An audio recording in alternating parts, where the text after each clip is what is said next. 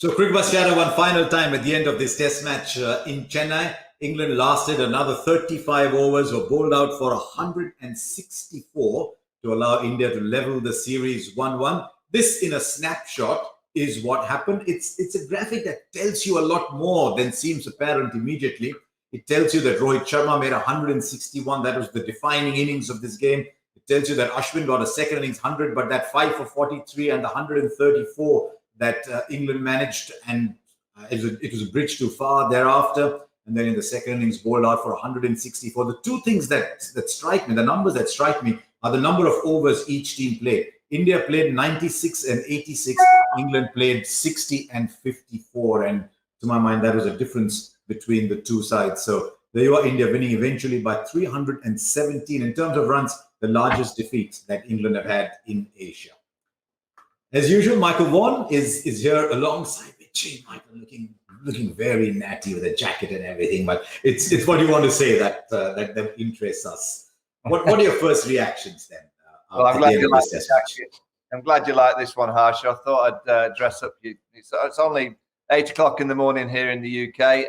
England have been outskilled. As simple as that. England have been outskilled by a group of better players in these conditions. Better players at manoeuvring the spinning ball, and they've got better spinners to make use of a pitch that's offered plenty for the spinners. Just bowled a better place, more consistency. I've been really impressed by Axar Patel. I mean, Ravi Jadeja is one of my favourite cricketers because he offers so much. I just think he's a fantastic player. But his left-arm spinners were really missed in that first Test match.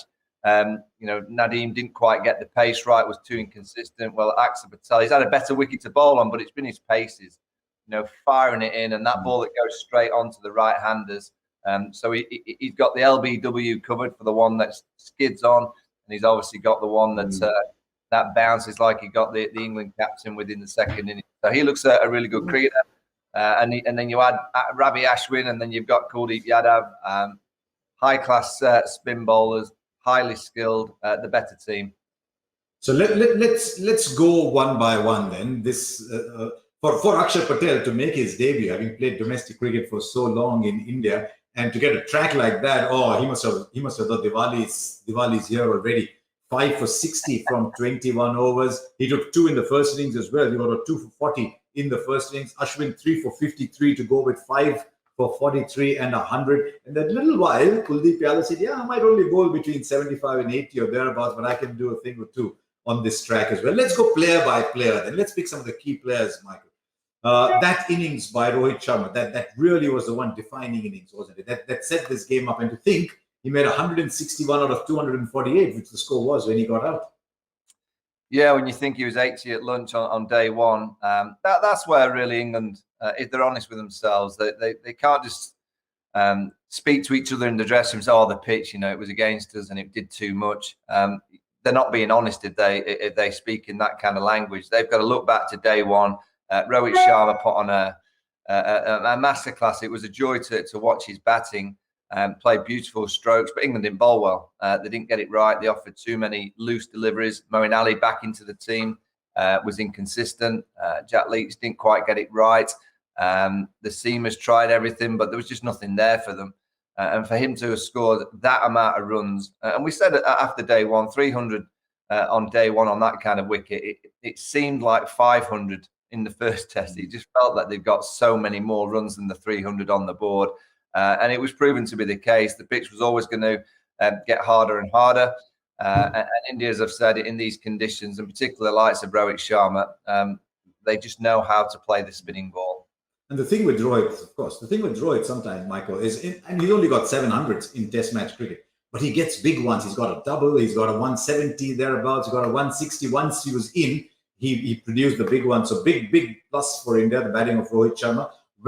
What was the more conclusive moment in the match? Was it the 329 that India made, or was it just the 134 that England managed? I mean, England made 225, 230. It was still not enough. But what was the bigger moment for you, the 329 or the 134?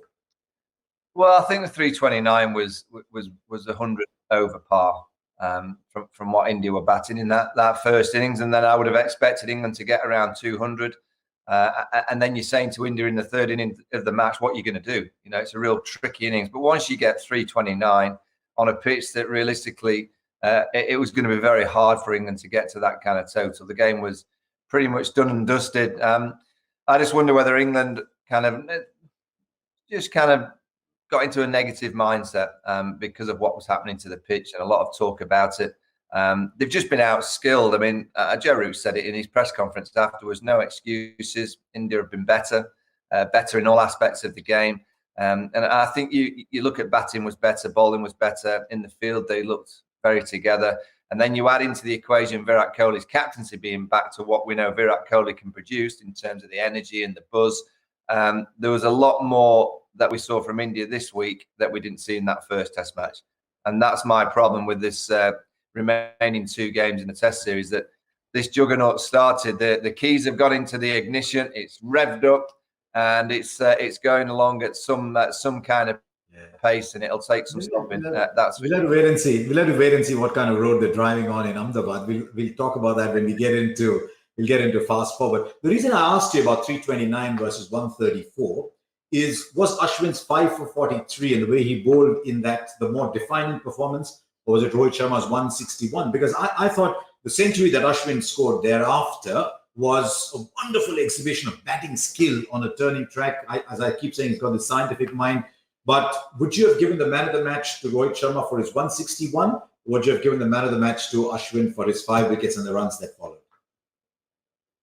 Well, I think because he's contributed in both aspects of the game, I think it was the right decision for the man of the match. But you can oversee, if there was ever a time to split a man of the match performance, maybe this was the kind of the occasion. It is so unlike you to say that, Michael. It is so unlike you to say that. Only because I want to give it to a batter in Rohit Sharma, because I love watching him play. But there's a little bit of me thinking, wait a minute, our Ashwin's bowled great in both innings. He's got 100 in the second innings. You know, the way that he batted and the way that he took on the England spinners, it was a special innings. But I guess he deserves the MOM. But closely followed by Rohit Sharma's 160 odd was for me the standout of the whole game, because I do remember most parts of this game, because there's been something happening all the time. It's been a really good Test match to watch, but that batting on day one was pure. It's as pure as you can get in Test match cricket. It's a huge plus for India that Ravichandran Ashwin rediscovers his batting. A few years ago, we were talking about this balance of the Indian team, and can somebody bat at 6? Can a wicketkeeper or a bowler bat at 6? And then you can get the right balance to your side. And we actually thought Ashwin would be that person who goes into bat at 6. Then the last 15, 16 tests or so, he's averaging 15. Now he says he's worked with Vikram Rathod. He mentioned Ajinkya Rahane is saying that you're trying to play too much with your hands, whatever the reason. If he can continue batting, then it changes the balance of the Indian side, as does Rishabh Pant batting at 6. I mean, we all knew he's good enough to bat at 6. Gee, he kept all right.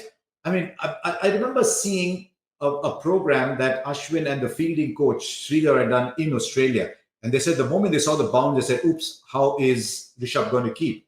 I thought this was a really tough track. And we saw Ben Foakes show just why you can sometimes come to watch a game for keeping alone. But I thought Rishabh kept pretty well today. Yeah, and I will be honest with you. I think the biggest positive for the Indian team was Rishabh's keeping. I think that's been a massive question mark over the Indian team. Can they be the best in the world over a generation? You can't be if your wicketkeeper drops balls. That's a fact. You just can't. You need a keeper that can take the ball, stumpings, catches, be very active behind the stumps. We know he's active because he's always a little bit chirpy. That's fine. But you've got to be able to catch the ball.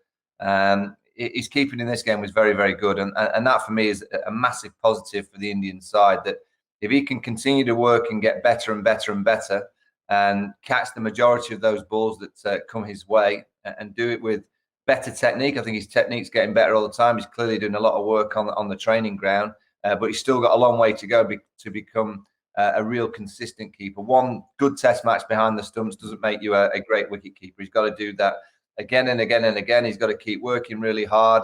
But that for me is a massive positive for the Indian team, that the fact that Rishabh kept so well for them.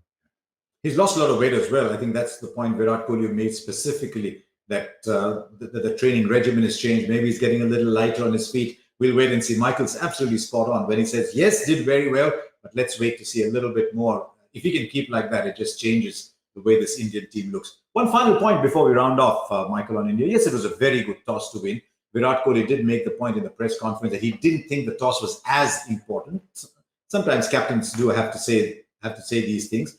But I thought Virat Kohli's second innings, it wasn't as long an innings as Rohit Sharma's. But, I mean, you're going to look at that scorecard 2 years, 3 years, 5 years from now and say, what's the big deal? But I thought it's just a wonderful, you referred to it yesterday, but I thought it was a wonderful illustration of how to play on that track. Yeah, it was a gem. I mean, it was his, we've seen great shots from Virat and we saw some, but it was his defence, really smothering those full of length spinning deliveries, either from Jack Leach or Moeen Ali, really getting to the pitch and smothering the ball, having a clear game plan and not trying to drive the off spinner through the offside like he did in the first inning. So he put that to bed, got closer to it, put a helmet on. In the second innings, he didn't come out with a cap. I always think when you walk out with a cap, it just looks a little bit cocky. I think it's a little bit arrogant. I don't necessarily like to see that. But I think on the toss, for India, I don't think it would have mattered. I think if India had lost the toss, they'd have won this game. England had to have won the toss. I think the only way England can win is by batting first.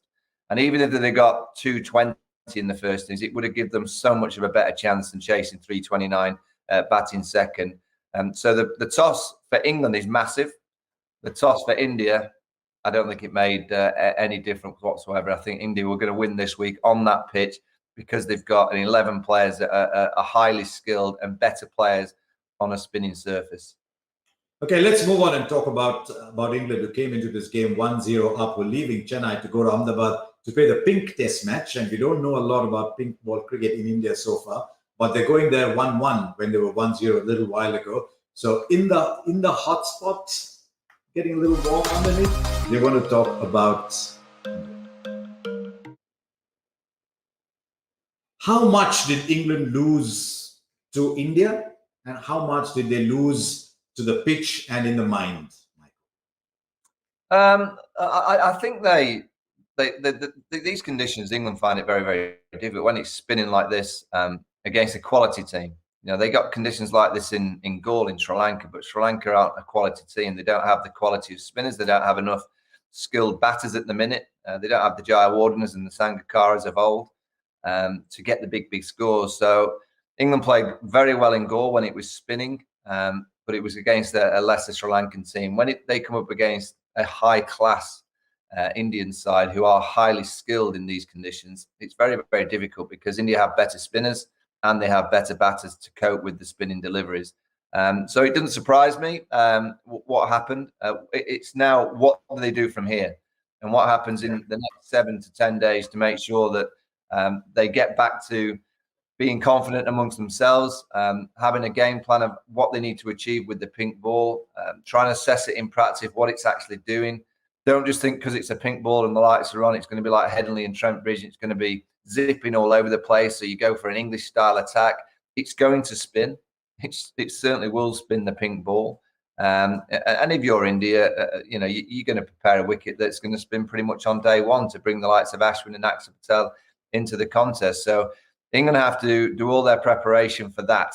And if they get a pitch that's doing a little bit with the seam and the swing, well, that's a massive bonus for them because they know that they'll be able to maximise that. But I would personally be preparing the England side to expect more spin and obviously work the batters with the likes of Bumrah and co, but really prepare their minds and their games for the spinning deliveries because I'd be amazed if India go back to a flat wicket or a pitch that's going to be zipping around because that just brings England back into the contest. I think there were a few positives for England as well, Michael. And I mean, you look at what Moeen Ali did in this game. Moeen Ali had 8 for 226.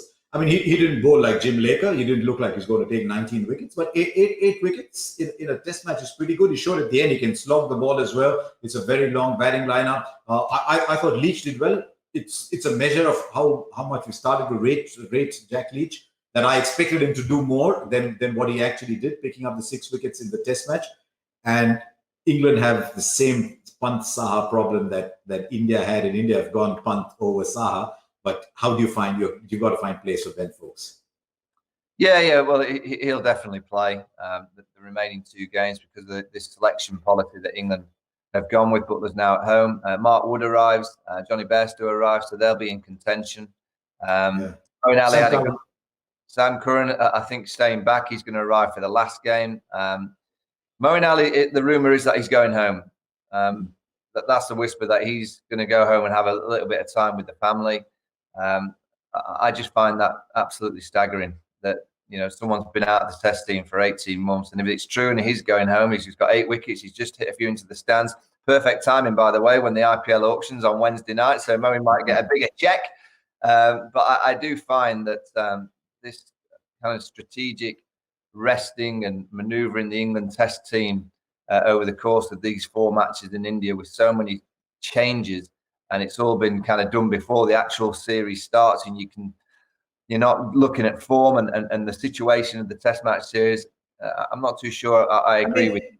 Yeah, I mean, the reason you played Moeen Ali here over Dom Bess was you thought maybe Bess is a little short of confidence, maybe didn't bowl that well, let's get Moeen in. Moeen hasn't played for a long time, bowls a lot of overs, maybe gets his confidence back, gets 8 wickets, hits to the stands, and he thinks, right, I think I'm starting to like this. Now, if you need 2 spinners in Ahmedabad, you go back to Dom Bess. So all that you gained by playing Moeen here is lost, isn't it? If you have to go back to Bess. Well, yeah, they'll definitely go back to Dominic Bess because that's all they have there. I mean, I just find it all very bizarre. And you go back to 2019 when England won the World Cup. So 17, 18, 19 in English cricket was all about the white ball game, getting that 50-over team up to scratch to win the World Cup. And it worked brilliantly. The test team were put on the back burner. And England drew the Ashes in 2019, allowing Australia to keep the Ashes and take them down under. After the Ashes in 2019, England celebrating winning the World Cup. The message that was sent from the England team was everything now is about getting those Ashes back. Everything has to be all the eggs into the test match team to get those Ashes back. And I know that there's been swapping and changing in the T20 World Cup, and obviously it was meant to play last year. It's now this year. And you have to have a focus on that. No problem. But I'm amazed that the T20 team in the 50 over, they're going to have all the players. Everyone's available. Whereas the test team, which we're trying to win the Ashes back in a few months' time, it's swap and change. Joe Root, the captain, must be thinking, well, what about me? What about me as a skipper? Why don't I get my best team for a big series like India? I just can't agree on this policy of swapping and changing in a test series against the best in the world in their own backyard. I can't agree on it. Rest them for the 1 days in the T20s. They play enough IPL cricket. There's enough T20 cricket that they've played that they know as a white ball unit, these games in India, of course, they're important, but they're not as important as 4 test matches because the England white ball team is in such a great place that if Josh Butler or Jofra Archer missed a few T20 games in India, he'll get them back in the IPL. He'll get the experience of playing in those conditions. I just can't agree with this swapping and changing that England are going for in the test team. I mean, you understand English cricket so much better, but the moment I saw the squads, I said, this is a team for the T20 World Cup. Because you're insisting your best team plays white ball cricket. You're almost insisting they all play the IPL. And I'll be very interested in seeing what happens for the test matches against New Zealand on the 2nd of June. If people have to miss the IPL, or will they say, no, you play on the IPL, get ready for the T20 World Cup, and we'll find players to play that test match series against New Zealand. But that's for much later. As we head into fast forward, our vision is a little closer. Our vision is the 3rd test in Ahmedabad. Let's go fast forward.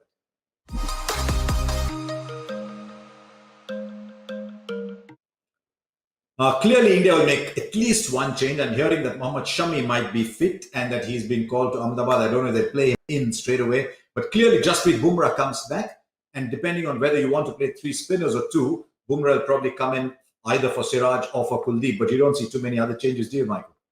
No, I don't think so. I mean, India have got themselves in a good position. A lot of the players are in decent form. I guess Shubman Gill would like a few more at the top of the order. Pujara at number 3 would like some runs, but they all look like they're moving well at the crease. So I don't think India will worry about getting blown away and bowled out cheaply.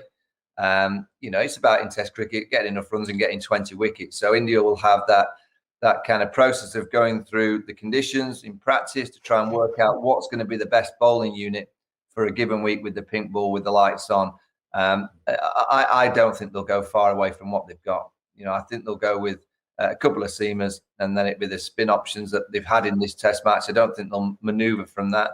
Unless the groundsman suddenly produces a pitch with a bit of green grass on and the clouds roll in and there's a little bit of humidity and it starts hooping around, well, you might need another seamer. But I don't think India will change the formation. I think it's worked this week. I think Medabad, I think they'll ask for a pitch that offers a bit of spin on day one.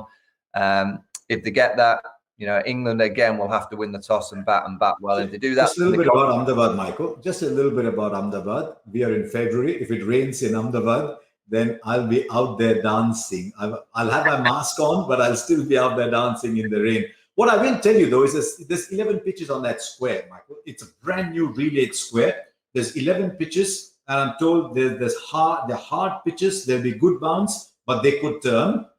There's some red soil pitches. There's some black soil pitches. It depends on exactly which pitch is finally offered. But they've played four 4-day games on it, and the pitches have stood up well. So there'll be good bounce, but there will also be turn, is what we are hearing.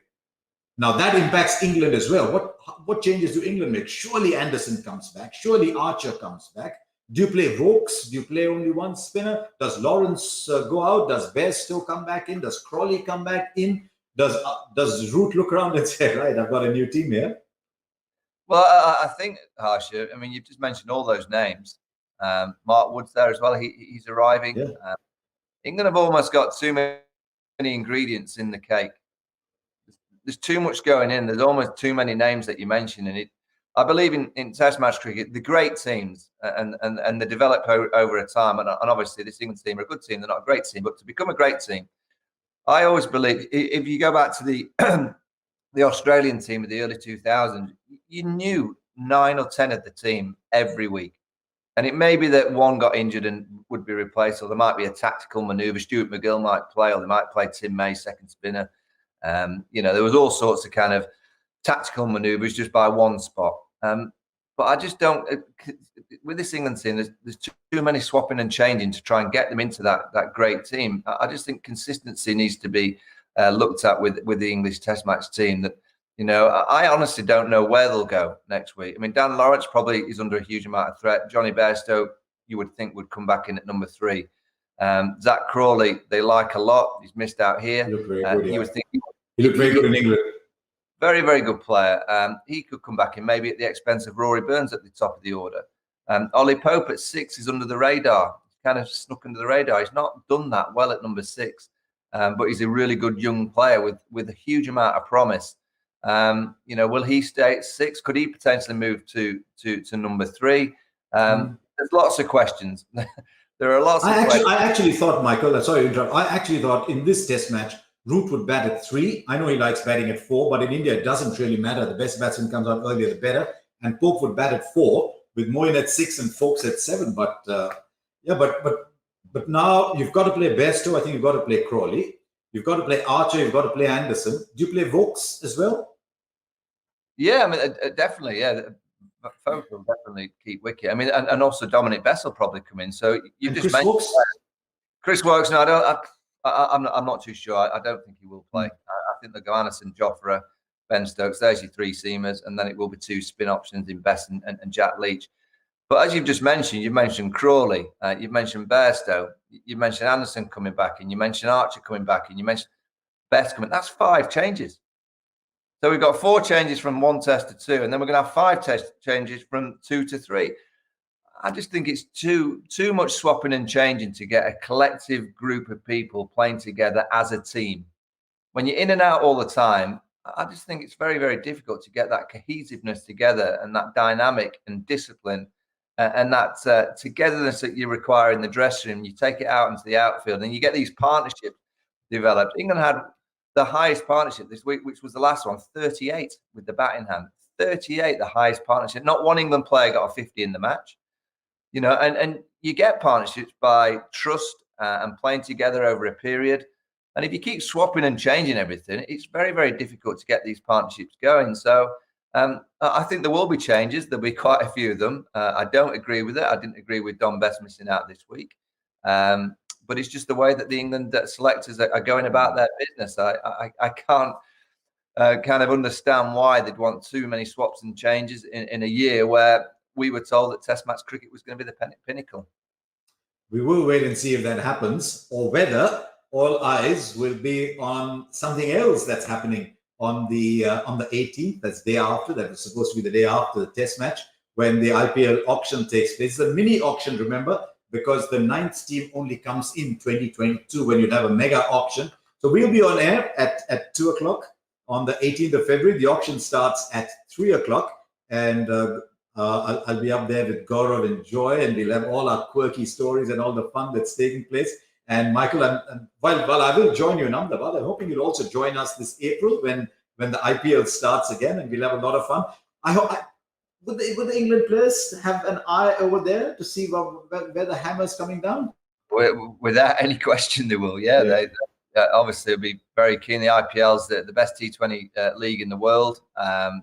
You know, the kind of exposure that it brings them as players, the improvement that they've made as players, I think is a big key. I mean, so many cynics out there just think, oh, the money, you know, of course it's a nice check, but you know, many of those cynics forget to kind of talk about the improvement of England and in terms of the white ball game, because a lot of these players have had that opportunity to go and mix it with the best, you know, in tough conditions, mix it with the best coaches.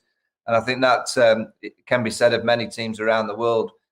They've got better and better, their players, by being in and around the IPL. So, of course, I think they'll all be glued to the TV. They'll be watching you, Harsha. Just mention Gary. If you could just send a message from me to Gary. What's happened to Liverpool? That's all I want to say. You haven't lost it either. We'll tell your mushroom risotto guy to get ready as well if the world opens up by then. But just a final question on you before we finish today. There's Rajasthan Royals, and they've got to know what's going to happen on the 2nd of June when England play New Zealand, because the 3 England players who are genuine multi-format players, you're talking Archer, Butler and Stokes, they're all with the Royals. So would England say, it doesn't matter, 3 of you play on and we'll play somebody else in the first couple of Test matches? Or do the Royals lose Archer, Stokes and Butler, you think? Well, I would think they'll lose them. I mean, if England allow their 3-star players to miss a huge Test match against the number 1 team in the world, you know, they're number 1 ranked in New Zealand. But I honestly don't know. I mean, I'll go in terms of the selection. I mean, it's all been a little bit strange over the last few weeks. I would hope that England would be saying to those players, you can play the IPL until about May the 15th, 20th, but you must be home to play in that first Test match against New Zealand. With this being such a big year for Test match cricket and developing that unit, I keep talking about this team and this togetherness that you require to be a really high-class Test match team. It takes playing together in series after series after series, understanding each other's roles, getting partnerships developed. England have to start doing that, and I would be amazed if all 3 of those players you mentioned are in the Test squad for the New Zealand first. Okay, I believe it's going to be the first time that be a crowd. It's the first time we see a crowd in the UK, so they have to be here. At least let the English people see them and cheer them on, because it's going to be great for us in the UK when we start to get people back into sport in their stadiums. Yeah, so 2 tests against New Zealand, and then England play 5 against India and 5 against Australia. 10 Test matches back to back, 5 against India at home, and then the Ashes in Australia. So lots to look forward to. We will, of course, be with you on Cricbuzz Chatter with Michael Vaughan at the end of that first day on the 24th. But before that, with Gaurav and Joy doing the IPL auction live for you from 2 p.m. on the 18th. Thank you very much for joining us. The series is level 1-1, and we'll wait and see what happens with the pink ball test and the 2 games in Ahmedabad. Till we meet again, Michael and me, goodbye.